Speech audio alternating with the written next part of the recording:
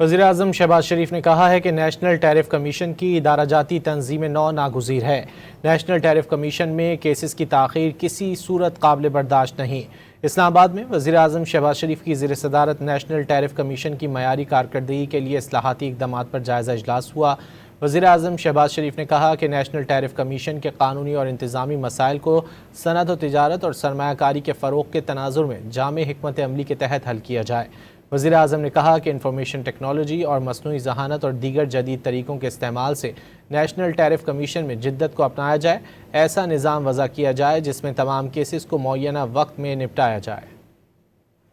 وزیراعظم شہباز شریف نے کہا کہ نیشنل ٹیرف کمیشن کے قانونی اور انتظامی مسائل کو صنعت و تجارت اور سرمایہ کاری کے فروغ کے تناظر میں جامع حکمت عملی کے تحت حل کیا جائے۔